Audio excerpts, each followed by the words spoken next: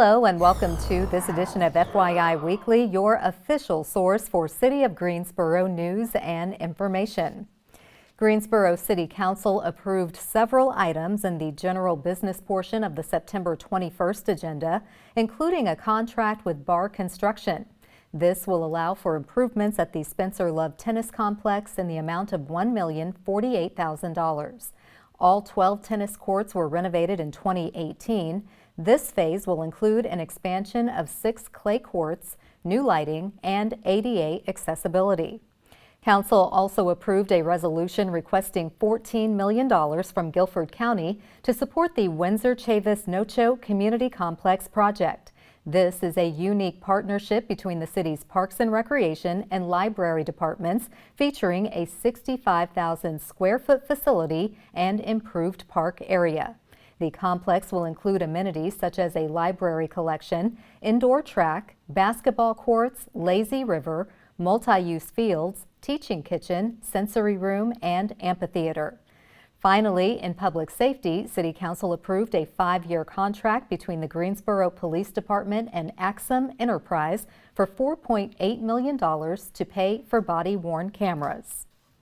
Water Resources will resume normal water cutoff procedures for non-payment of water bills starting October 4th using a phased approach. Accounts with a high balance and no payment received, or accounts not covered under a payment plan, will be disconnected first. The city urges customers to pay any amount possible toward their monthly bills and to establish payment plans for the unpaid balance. Customers can take advantage of several payment options, such as an installment plan and a promise to pay plan. With an installment plan, payment of a past due account can be spread out over 6 months. A promise to pay plan applies to a short-term extension for one bill. Payment plans can be arranged by calling the city's contact center at 336-373-2489, weekdays from 7:30 a.m. to 5:30 p.m. Payments made online or by phone are not subject to a convenience fee. Financial assistance to pay water and sewer bills is available under the Federal Emergency Rental and Utilities Assistance Program. For more details, please visit Guilford County's website. Greensboro's Neighborhood Development Department is recognizing National Lead Poisoning Prevention Week. Staff will raise awareness of the issue the week of October 24th and explain the benefits of the Lead Safe Greensboro program. Request staff to speak with your community group or organization either virtually or in person. Contact Donna Dean Aguayo, the city's Lead Safe Program Assistant, at 336-373-2383. She will educate residents about the Lead Safe program, grants available to address lead paint hazards in a home, and how to arrange for contractors to provide lead hazard reduction services. Homeowners and landlords may qualify for a city grant for lead hazard assistance if a property was built before 1978 and is located within Greensboro city limits. Applicants must be a low to moderate income homeowner, or if a pregnant woman or a child under the age of 6 lives in or frequently visits the home. For more information, please visit the city's website. The city developed a partnership with Cone Health to share a series of brief and informative videos designed to inspire you to make better choices when it comes to healthy living. Following these tips is an easy way to help each of us improve our quality of life. Let's take a moment to check out today's News for Your Health. 70% of Americans are overweight, and the majority of them have health issues that would improve with weight loss. So how do you know if your weight is affecting your health? The easiest way is to calculate out your BMI, or your body mass index. You can do that by going online and entering in your height and your weight. It will give you a number. If that number is 30 or greater, it is likely that your weight is affecting your health. When your BMI is greater than 30, it puts you at much higher risk of things like high blood pressure, high cholesterol, heart disease, stroke, kidney disease, arthritis, cancer, and diabetes. In fact, if your BMI is 30 or greater, you have a greater than 300% chance of becoming diabetic. If your BMI is 40, that increased risk goes up to 500%. So if you want to lose weight, the most important thing to start with is to calculate out your resting metabolic rate. That's what most people consider their metabolism, and it tells us how many calories you need to keep your weight the same with a low level of activity. The best way to do that is to take your weight and multiply by 9 if you're a woman and 11 if you're a man. Now that we've calculated out your resting metabolic rate, it's time to figure out how many calories you need in order to lose weight. If you cut 500 calories per day from your resting metabolic rate, you lose approximately 1 pound of fat per week. If you think 1 pound a week isn't significant, you should know that a pound of fat is about the size of a small grapefruit. So losing a grapefruit of fat every week isn't too shabby. Exercising while losing weight is important in order to prevent your metabolism from falling while you're losing weight. Studies show that just 10 minutes a day of exercise 5 times a week is enough to cause health benefits. If you increase that exercise to 30 minutes 5 times a week, you maximize those benefits and you find it much easier in order to keep your weight off. Studies also show that if you exercise more than 30 minutes 5 times a week, you can increase your hunger. That increase in hunger tends to make you eat more calories than you just burned, which defeats the point of exercise for weight loss. Thank you for joining me. Hopefully these tips will help put you on a path for a healthier future. For more information, go to conehealth.com/wellness. I'm Dr. Karen Beasley.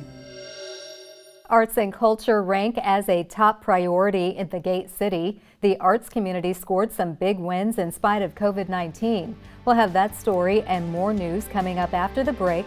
Stay with us.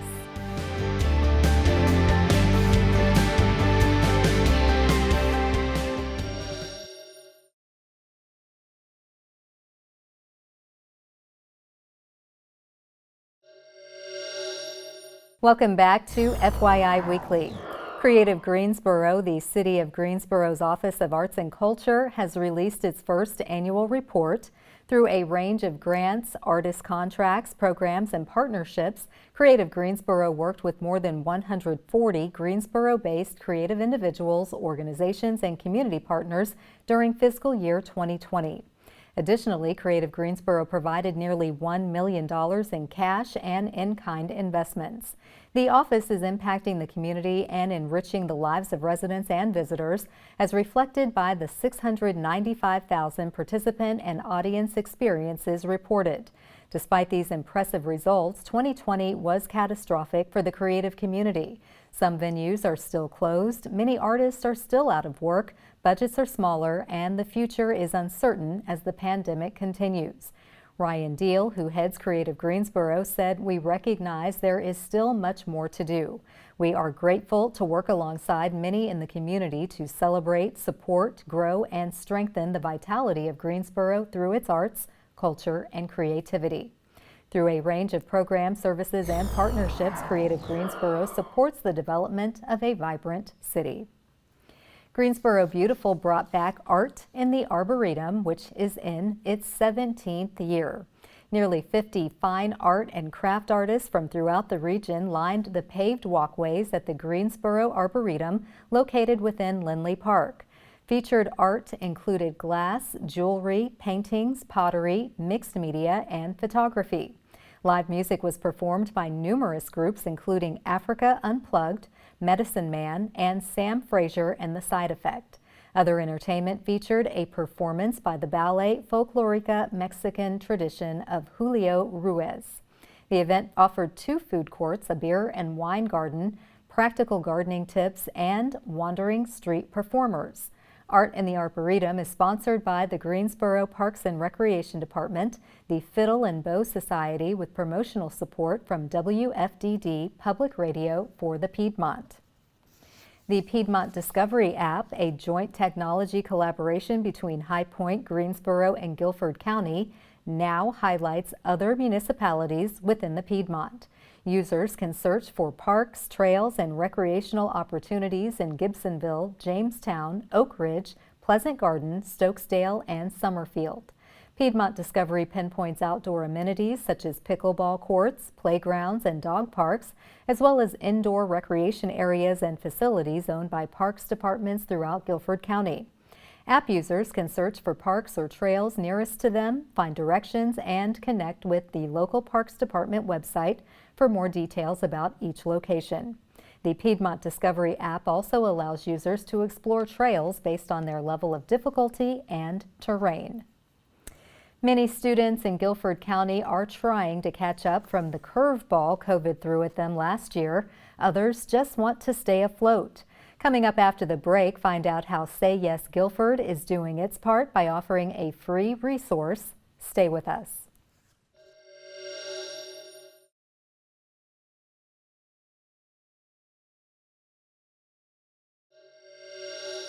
Welcome back to FYI Weekly.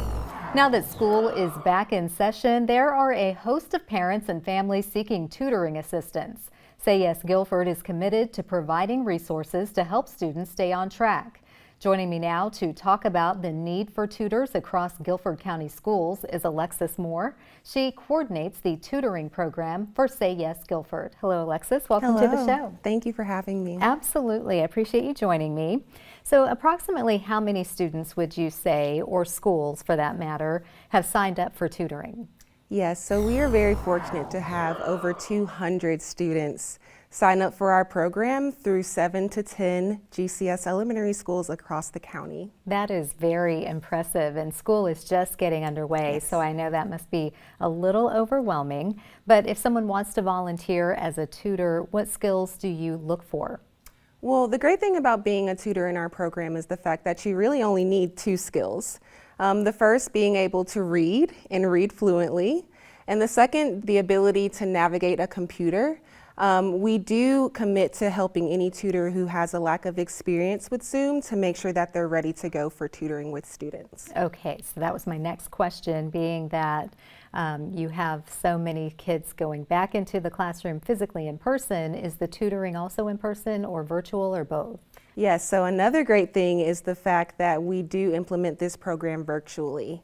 In the past, we have been fortunate to have the program implemented in person, being in the school building, but just like everyone with COVID-19, we have had to pivot to a virtual model and a virtual platform. And so all help sessions are implemented on Zoom, which not only cuts down on the gas that you have to use to get to a location, but it also helps alleviate that stress of being in the vicinity with a young person. Right, and that's very important.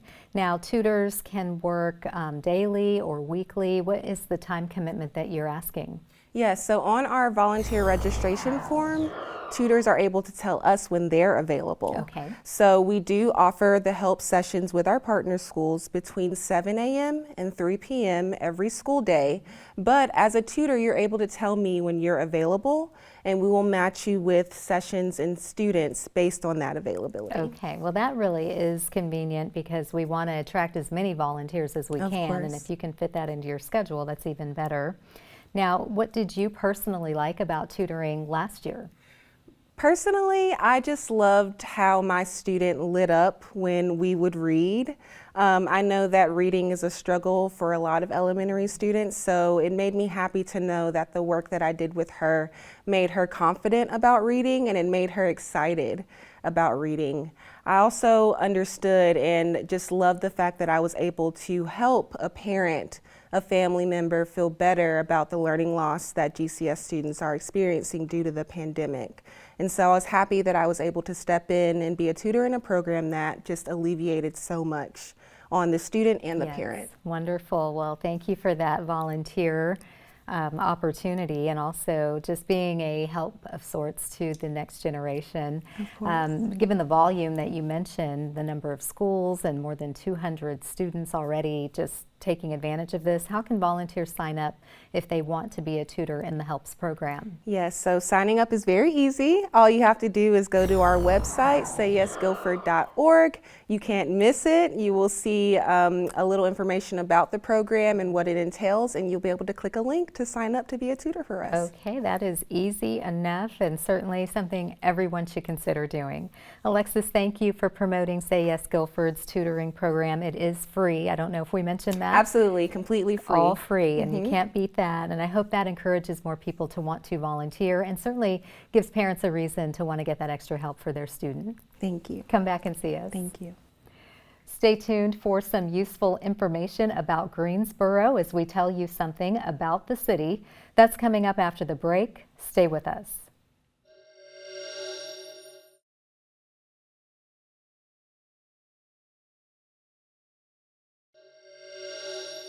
Welcome back to FYI Weekly. One way to stay informed about decisions that impact our city is by attending or tuning in to City Council meetings at 5:30 p.m. on the first and third Tuesday of the month. The fourth Tuesday is reserved for a meeting as needed. In response to the growing cases of the COVID-19 Delta variant and to prevent its possible spread, all meetings of the Greensboro City Council will be conducted virtually. Until further notice, meetings will be conducted via Zoom.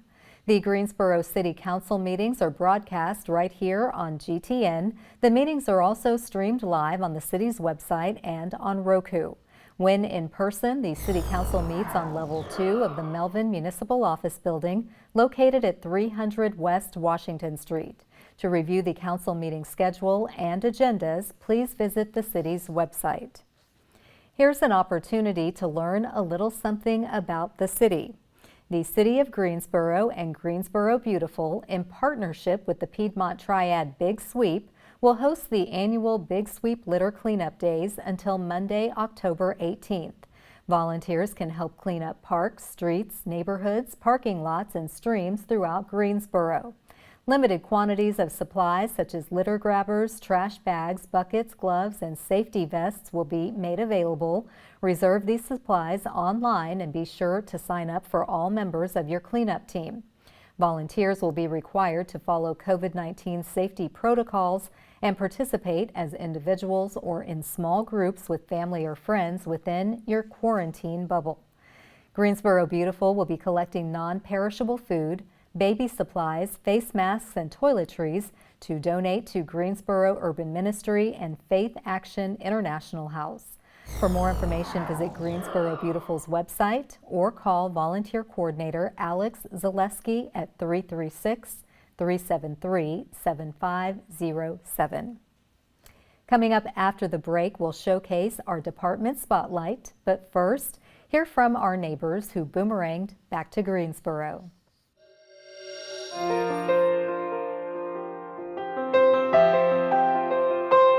My name's Ryan Deal. I work for the City of Greensboro, leading the Office of Arts and Culture, Creative Greensboro. So we chose a house in New Irving Park for a few reasons. The lot sizes are really great. We have several dogs, 3 to be exact, and so it was important to us that we had a nice big backyard. This one happened to be fenced in.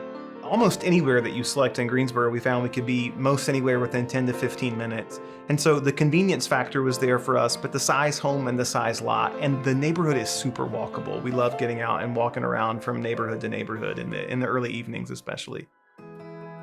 My name's Alejandra Thompson and I work at Thompson Traders. So I moved back from New York City, and I didn't intentionally move back at first. I moved back during the pandemic in March of 2020.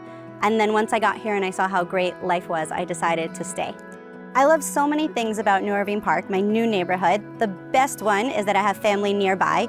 Both of my brothers and their wives and their children live within 5 minutes walking. But I also love how many young families and young children there are in general. What I also love about Greensboro is it's kind of this balance between a big city and a small town. You have accessibility to everything, like airports and restaurants and art and shopping, but it still feels small. There's not a lot of traffic, it's not crowded, so you get this beautiful, balanced life. So Alejandra, I came back to Greensboro to lead this Office for Arts and Culture for Greensboro. What's your favorite part about arts and culture or the creative community in Greensboro? I grew up studying ballet at the Greensboro Ballet, so it goes way, way back for me. So I think we have incredible institutions here for art. I think there's a lot of experimentation in Greensboro that people don't know about, and I'm excited to be here and get to discover it. A thing I love about Greensboro is like all of the things that you would expect to find in a big city. My experience is that you can find them in Greensboro. So there's a great symphony, there's great theater, there's great dance. One of my favorite things in my work has been connecting with and exploring all the amazing artists, like the creative individuals that make this such a dynamic place.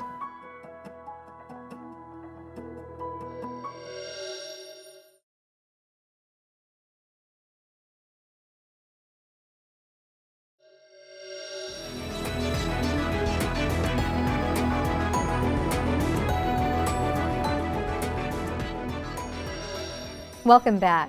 The City of Greensboro has more than 20 departments and several divisions committed to serving you, our residents and visitors. Let's go behind the scenes in our department spotlight. The Greensboro Fire Department is conducting its semi-annual fire hydrant testing through the end of October. All hydrants within the Pinecroft-Sedgefield Fire District and the town of Jamestown will be tested to ensure they are operating and able to produce the required water pressure as needed.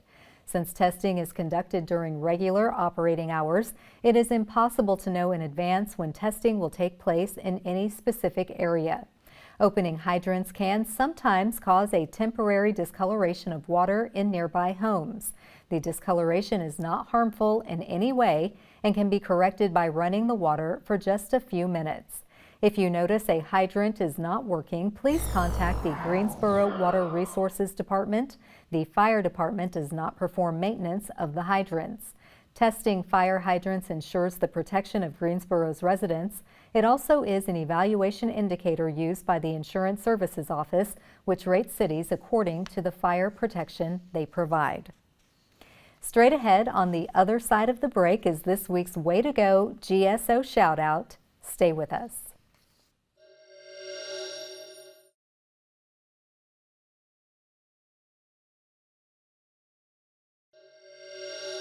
As we draw to a close, we always want to end on a positive note with our Way to Go GSO shout out. This week's shout out goes to the Greensboro Police Department for celebrating crossing guard Thomas Fawcett on his 100th birthday. The students, teachers, and staff at Peck Elementary hosted a birthday party for Mr. Fawcett. Greensboro Police Chief Brian James joined the celebration. Mr. Fawcett served 2 years in World War II and then came home to work at the post office. After 40 years, Mr. Fawcett retired from the post office in 1986. Soon after, he was back in the workforce. He has been a crossing guard since 1988. Way to go, Mr. Fawcett, and happy 100th birthday. As the Delta variant continues to spread, please remember, wear your mask, wait 6 feet apart, and wash your hands often. That concludes this edition of FYI Weekly, but you can easily stay connected to the latest city news by linking to us on Facebook, Twitter, YouTube, and Instagram. Alexa users can subscribe to our 5-minute flash briefings, which airs on 90.1 FM and 100.7 FM.